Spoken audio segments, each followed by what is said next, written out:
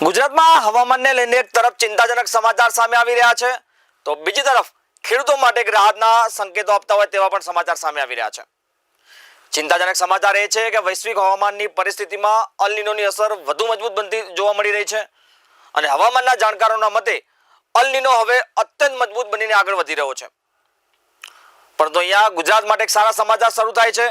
અલ નીનોની મજબૂત અસર હોવા છતાં ગુજરાતમાં સારો વરસાદ થવાની શક્યતા વ્યક્ત કરવામાં આવી છે. કારણ કે ગુજરાતમાં વરસાદ માટે માત્ર અલ નીનો જ જવાબદાર નથી.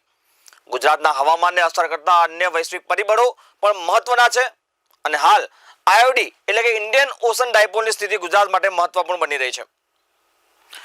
અહીંયા સૌના મનમાં એક સવાલ ઊભો થતો હશે કે શું સુપર અલ નીનોની અસરને ભારતનું હવામાન હરાવી દેશે? શું ગુજરાતમાં 15 ઓગસ્ટ બાદ વરસાદનું ચિત્ર બદલાશે? કયા વિસ્તારોમાં સારો વરસાદ થઈ શકે છે? અને હાલમાં વરસાદની જે ખેડૂતો રાહ જોઈ રહ્યા છે એ લોકોને હાલ શું કરવું જોઈએ? આ તમામ સવાલોનો આજે જવાબ જાણીશું. નમસ્કાર, હું છું જયદેવસિંહ વાઘેલા અને તમે જોઈ રહ્યા છો વીએલ લાઈવનું ગુજરાત વેધર અપડેટ. સૌથી પહેલા વાત કરીએ ગુજરાતના વર્તમાન હવામાનની, તો હાલમાં ગુજરાતમાં કોઈ મોટી વરસાદી સિસ્ટમ સક્રિય જોવા નથી મળી રહી, જેના કારણે રાજ્યના અનેક વિસ્તારોમાં વરસાદની રાહ જોવાઈ રહી છે. કેટલાક વિસ્તારોમાં છૂટોછવાયો વરસાદ નોંધાઈ રહ્યો છે, પરંતુ રાજ્યવ્યાપી સારો વરસાદ લાવે તેવી મજબૂત સિસ્ટમ હાલમાં સક્રિય નથી. આ સ્થિતિમાં આગામી દિવસોમાં પણ વરસાદ આવે અને એના માટે લાંબી રાહ પણ જોવી પડે તેવી પણ શક્યતાઓ છે. હવામાનના અનુમાન પ્રમાણે 15 ઓગસ્ટ સુધી ગુજરાતમાં નોંધપાત્ર વરસાદની શક્યતા ઓછી છે, એટલે કે આગામી 10 દિવસ ગુજરાતના ખેડૂતો માટે મહત્વના બનીને રહેવાના છે. ખાસ કરીને જ્યાં વાવેતર થઈ ચૂક્યું છે અને જ્યાં પાકને પાણીની જરૂરિયાત છે તેવા વિસ્તારોમાં ખેડૂતોને હાલ ઉપલબ્ધ પાણીના સ્ત્રોતનો ઉપયોગ કરીને પિયતની વ્યવસ્થા જાળવવાની અપીલ કરવામાં આવી રહી છે. હવે અહીંયા સૌથી મોટો સવાલ એ ઊભો થાય છે કે 15 ઓગસ્ટ બાદ ગુજરાતમાં વરસાદનું ચિત્ર બદલાશે કે નહીં? હવામાનના નિષ્ણાતોના અનુમાનના પ્રમાણે 15 ઓગસ્ટ બાદ ગુજરાતમાં વરસાદની ગતિવિધિમાં વધારો થવાની શક્યતા છે. રાજ્યમાં એક સાથે સતત વરસાદ નહીં પડે, પરંતુ કટકે કટકે વરસાદી પ્રવૃત્તિ જોવા મળે એવી શક્યતા છે. અને કેટલાક વિસ્તારોમાં ભારે વરસાદ પડે અથવા કેટલાક વિસ્તારોમાં કટકે કટકે વિરામ લેતા વરસાદ પડે તેવી શક્યતાઓ દેખાઈ રહી છે. અહીંયા મહત્વની વાત એ છે દર્શક મિત્રો કે જે વિસ્તારોમાં અત્યાર સુધી વરસાદ ઓછો રહ્યો છે ત્યાં પણ આગામી તબક્કામાં સારો વરસાદ પડે તેવી શક્યતા વ્યક્ત કરવામાં આવી રહી છે. હવે વાત કરીએ સમગ્ર હવામાનની પરિસ્થિતિની, તો ગુજરાત અને ભારત માટે સૌથી મોટી ચિંતાની બાબત એ છે કે અલ નીનો. અત્યારે અલ નીનોની સ્થિતિ ખૂબ જ મજબૂત બની છે અને સુપર અલ નીનો બની ગયો છે અને સામાન્ય રીતે તેની અસર ભારતના ચોમાસા પર થતી હોય છે. અલ નીનોને કારણે પ્રશાંત મહાસાગરમાં સમુદ્રનું તાપમાનમાં ફેરફાર થાય છે અને તેની અસર વૈશ્વિક હવામાન પર પડે છે. તેની અસર ભારતના ચોમાસા પર પણ જોવા મળે છે. હાલની સ્થિતિમાં અલ નીનો ખૂબ જ મજબૂત બન્યો છે અને તેનાથી ગુજરાત સહિત દેશના હવામાન પર તેની જે અસર થવાની છે તેને લઈને નિષ્ણાતો ચિંતા વ્યક્ત કરી રહ્યા છે.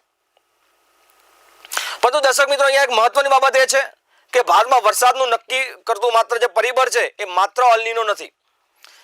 ઘણા કેટલા બીજા પરિબળો છે જે ભારતના ચોમાસા પર અને ખાસ કરીને ગુજરાતના ચોમાસા પર અસર કરતા હોય છે અને આ જ બાબત ગુજરાત માટે આશાનું કિરણ બની રહી છે. બીજા પરિબળની વાત કરીએ તો તે છે આઈઓડી એટલે કે ઇન્ડિયન ઓશન ડાયપોલ.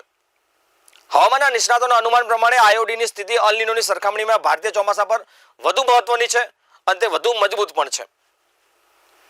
જો આઈઓડીની સ્થિતિ અનુકૂળ રહે તો અલ નીનોની નકારાત્મક અસરોને અમુક અંશે ઘટાડવામાં મદદ મળી શકે છે અને એટલે જ આ સુપર અલ નીનો જે બન્યો છે એ હોવા છતાં ભારત અને ખાસ કરીને ગુજરાત માટે સારો વરસાદ થવાની શક્યતા વ્યક્ત કરવામાં આવી રહી છે. હવે વાત કરીએ સૌરાષ્ટ્રની, તો સૌરાષ્ટ્રના કેટલાક વિસ્તારોમાં વરસાદની અસમાન સ્થિતિ જોવા મળી રહી છે. ક્યાંક સારો વરસાદ પડ્યો છે તો ક્યાંક હજુ પણ ખેડૂતો સારા વરસાદની રાહ જોઈને બેઠા છે. હવામાનના નિષ્ણાતોના અનુમાન પ્રમાણે આગામી તબક્કામાં સૌરાષ્ટ્રના કેટલાક વિસ્તારોમાં વરસાદની ગતિવિધિ વધી શકે છે. ખાસ કરીને જે જિલ્લાઓમાં વરસાદ નથી પડ્યો જેમ કે દેવભૂમિ, દ્વારકા, જામનગર, આ તમામ જગ્યાએ સરેરાશ સારો વરસાદ થવાની શક્યતા વ્યક્ત કરવામાં આવી રહી છે. આ ઉપરાંત સૌરાષ્ટ્રના અન્ય વિસ્તારોની વાત કરીએ ત્યાં પણ કટકે કટકે થોડા વરસાદી ઝાપટા પડે તેવી શક્યતા હાલ દેખાઈ રહી છે. પરંતુ ગુજરાતમાં હાલ કોઈ વરસાદી સિસ્ટમ સક્રિય ન હોવાના કારણે તાત્કાલિક ભારે વરસાદની અપેક્ષા રાખવી એના કરતા એ ખેડૂતોને અપીલ કરવામાં આવી રહી છે કે જે તમારે વરસાદની જરૂર હોય તો હાલ આગામી 10-15 દિવસ પિયતની વ્યવસ્થા કરી રાખો. હવે વાત કરીએ ઉત્તર ગુજરાતની, તો ઉત્તર ગુજરાતમાં પણ કેટલાક વિસ્તારોમાં વરસાદની ખોટ અનુભવાઈ રહી છે. ખેડૂતો માટે સૌથી મોટો સવાલ છે કે આ ખોટ આગામી સમયમાં પૂરી થશે કે નહીં. હવામાનના નિષ્ણાતોના અનુમાન પ્રમાણે ઓગસ્ટના બીજા ભાગમાં ઉત્તર ગુજરાતમાં વરસાદની ગતિવિધિ વધવાની શક્યતા છે. ઓછો વરસાદ ધરાવતા વિસ્તારોમાં આગામી તબક્કામાં સારો વરસાદ થઈ શકે છે. અને જો ઓગસ્ટના અંત તરફ વરસાદની સિસ્ટમો સક્રિય બને તો ગુજરાતના ખેડૂતોને પણ રાહત મળી શકે છે. પરંતુ દર્શક મિત્રો, અહીંયા ખેડૂતો માટે સૌથી મહત્વની બાબત એ છે કે આગામી 10 દિવસમાં વરસાદની કોઈ મોટી સિસ્ટમ સક્રિય નથી, જેના કારણે ખેડૂતોને પોતાની ખેતીની સ્થિતિ પ્રમાણે પિયતની વ્યવસ્થા જાળવવી પડશે તેવી અપીલ કરવામાં આવી રહી છે. ખાસ કરીને જે પાકોમાં પાણીની તાત્કાલિક જરૂરિયાત હોય અને ઉપલબ્ધ પાણીનો યોગ્ય ઉપયોગ કરવાની શક્યતા હોય તો એ ચોક્કસથી કરવો જોઈએ તેવી અપીલ કરાઈ છે. હાલ વરસાદ આવશે અને પાકને પાણી વિના રાખવું એ જોખમી બની શકે છે. આવી આશા ન રાખવી તેવી અપીલ કરીએ છીએ. કારણ કે 15 ઓગસ્ટ બાદ સારો વરસાદ થવાની શક્યતા છે. ખાસ કરીને 17 ઓગસ્ટ બાદ ગુજરાતમાં સારા વરસાદની શક્યતા છે. પરંતુ વરસાદ કયા દિવસે આવશે, કયા જિલ્લામાં આવશે, કેટલી માત્રામાં પડશે તે ચોક્કસ કહી શકાય તેમ નથી. હવે સૌથી સારા વરસાદની આશા ક્યારે રાખી શકાય તેના પર વાત કરીએ તો હવામાનના અનુમાન પ્રમાણે ઓગસ્ટના અંતિમ દિવસોમાં અને સપ્ટેમ્બર મહિનાની શરૂઆતમાં ગુજરાત માટે એક મહત્વનો સમયગાળો બની શકે છે. આ સમયગાળા દરમિયાન વરસાદી ગતિવિધિમાં વધારો થવાની શક્યતા વ્યક્ત કરવામાં આવી રહી છે. અને આ સમયગાળા દરમિયાન અરબી સમુદ્ર અને બંગાળની ખાડીમાં અનુકૂળ સિસ્ટમો બને અને મોન્સૂન ટ્રફ સક્રિય રહે તો ગુજરાતમાં સારો વરસાદ થઈ શકે છે. ખાસ કરીને હાલમાં ઓછો વરસાદ જે ધરાવતા વિસ્તારો છે ત્યાં પણ વરસાદની ખોટ પૂરી થાય તેવી શક્યતાઓ દેખાઈ રહી છે. દર્શક મિત્રો, હવે સમગ્ર હવામાનની સૌથી રસપ્રદ બાબત એ છે કે શું સુપર અલ નીનો હોવા છતાં શું ભારતનું ચોમાસું સારું રહી શકે છે? આ સવાલ તમામ લોકોના મનમાં થતો હશે અને એનો જવાબ છે હા.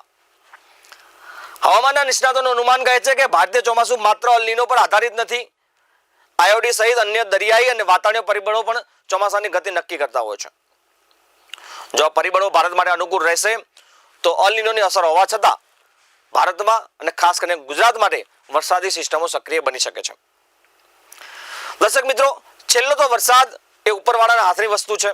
એ વરસાદ ક્યારે આવશે એ ઉપરવાળો નક્કી કરે છે. પરંતુ અત્યારનું જે પ્રિડિક્શન છે એ આપણે તમારા સુધી પહોંચાડવાનો પ્રયાસ કર્યો છે.